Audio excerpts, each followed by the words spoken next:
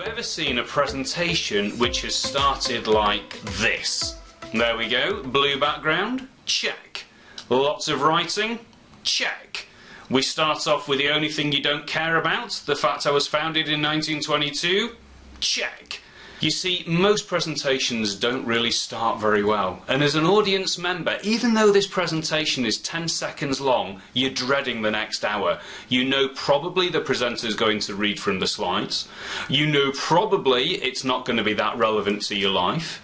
You know probably when you go back to your desk you won't be able to remember anything of it, and you know probably by the end of it you're going to hate the presenter. That's a fairly typical standard presentation we see every day. But as well as the audience hating it, when we're the presenter, we hate doing stuff like this as well. I don't know about you, but I would hate it if I had to read words that you were reading while I wanted you to look at me. I would hate it when I open my mouth if I thought, I don't think they think this is relevant. And I would hate it if the first thing I said was that I was founded in 1922, which doesn't tell you why you should listen, but it does tell you that I'm very old. So presentations often don't tick the right boxes. The audience hate it, we hate it, it's just not an enjoyable experience. Well, let's change all that. Actually, the nicest thing about presentations is it's easier to get it right than it is to get it wrong. The trouble is, most people get it wrong. And either they don't feel comfortable when they do it, or if they do feel comfortable, it's ironic how comfortable they feel because it isn't very good. So this month is all about how we can be more interesting every time we speak. We'll look at content. That's one of the 4 things we have to get right when we speak, such that when people watch you they think, that was interesting, I hadn't thought about it like that, I'm really glad I heard it. Secondly, we'll have a look at visuals. We've seen already you can totally undermine a phenomenal presentation by having rubbish slides next to you. So a presentation doesn't have to be accompanied by slides, but if you are going to have them, they need to work with you, not against you.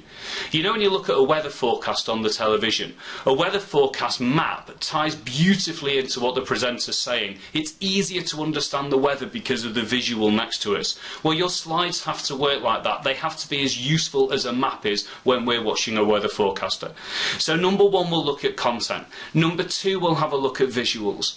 Number 3, I'll show you how to deliver with impact, such that when you present to other people, they think, oh, that's good, I like that, I like him or I like her, I'm engaged, it's good. So we'll look at delivery, and we'll look at what you do with your body language, we'll look at how you link topics together, we'll look at how you handle the dreaded Q&A, you know, what happens if someone asks a question that you don't agree with, what happens if someone asks a question you've no idea about, we'll have a look at that as well.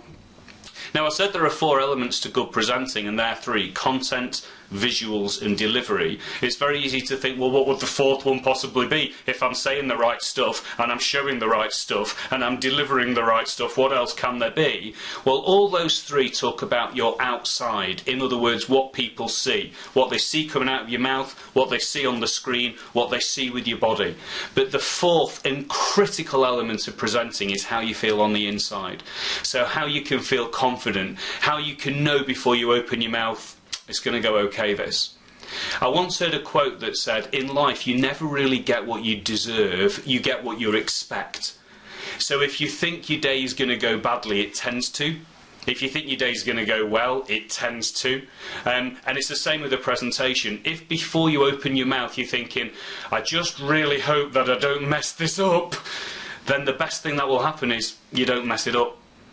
But if the best thing that could happen is you think this is going to go really well, they're going to enjoy this, then you tend to find it goes really well and they enjoy it.